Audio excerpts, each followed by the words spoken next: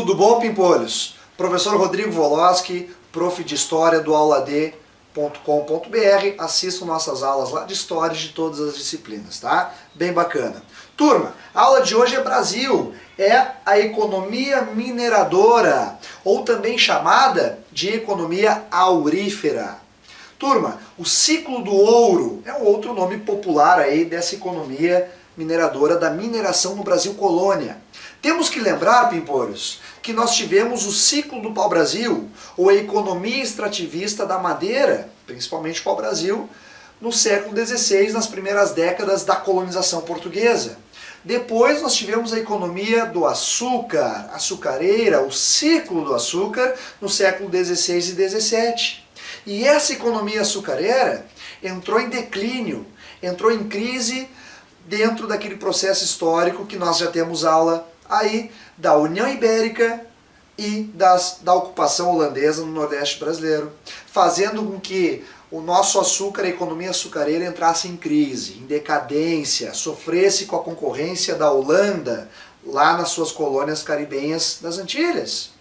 E Portugal, para conseguir sarar seus problemas financeiros, buscou o tão sonhado ouro, a tão sonhada pedra preciosa. E foi no finalzinho do século XVII e por todo o século XVIII que Portugal conseguiu desenvolver aqui na colônia a economia aurífera, a economia da mineração, ouro e diamante, certo?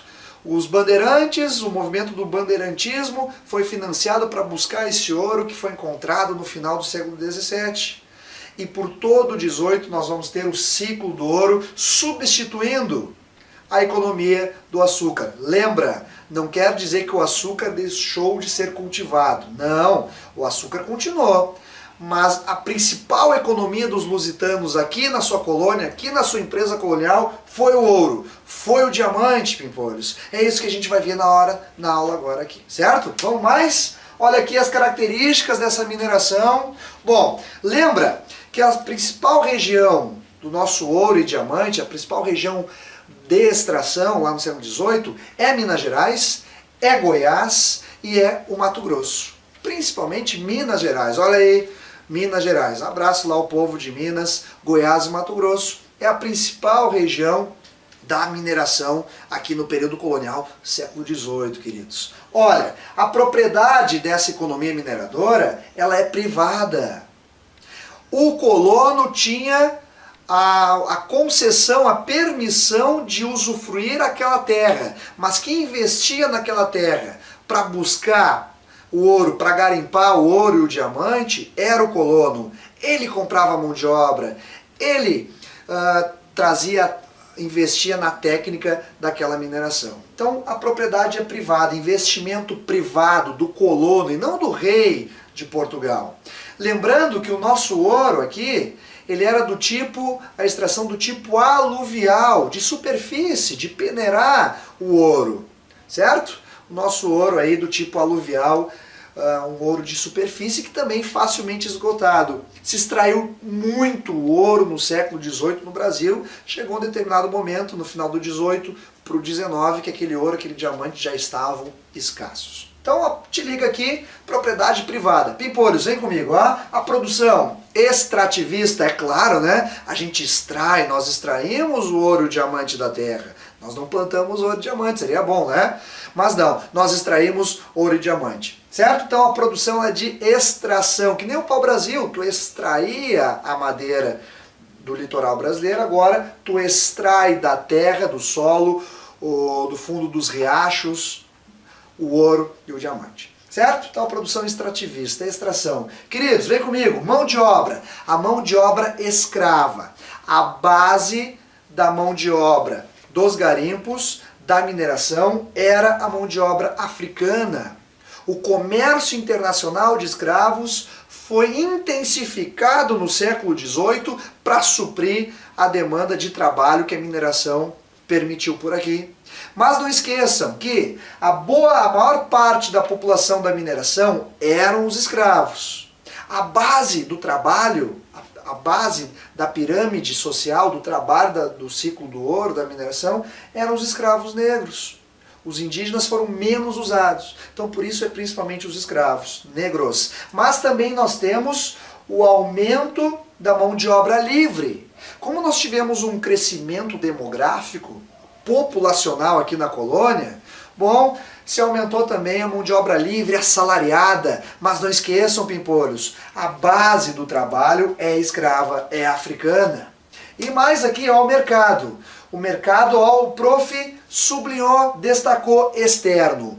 O ouro e o diamante deveriam ser exclusivamente comercializados para Portugal. Logo, mercado externo, para exportar para Portugal, dentro da lógica do Pacto Colonial, onde Portugal tinha exclusividade sobre o comércio brasileiro. Tá? Então, mercado externo.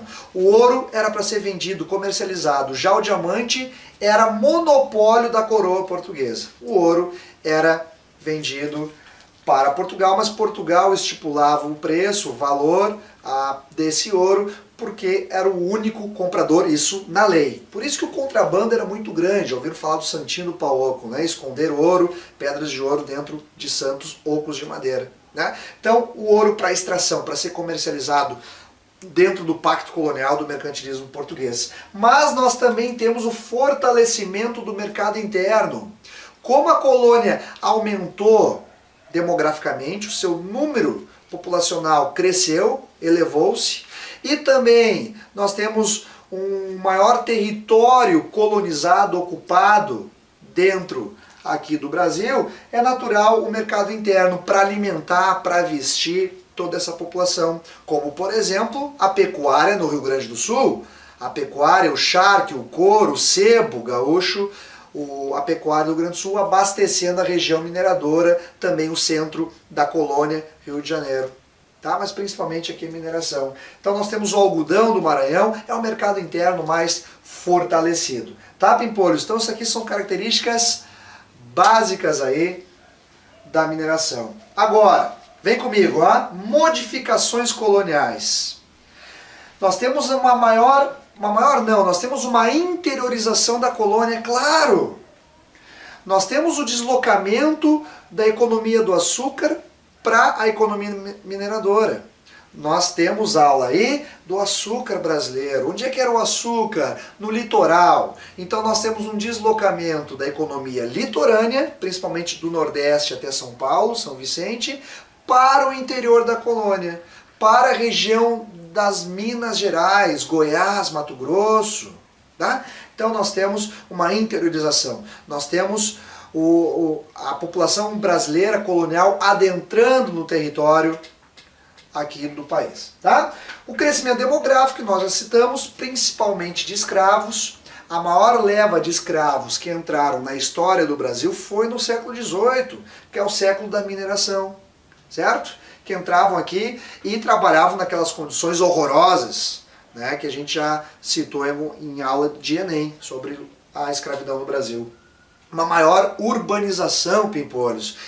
Como a população brasileira cresceu, a população colonial cresceu, e esse ouro, esse diamante que eram extraídos dentro de terras chamada lavra ou faiscações, a faiscação ou a lavra, bom, essa lavra, essa faiscação, ela era próxima ou quase junto às cidades.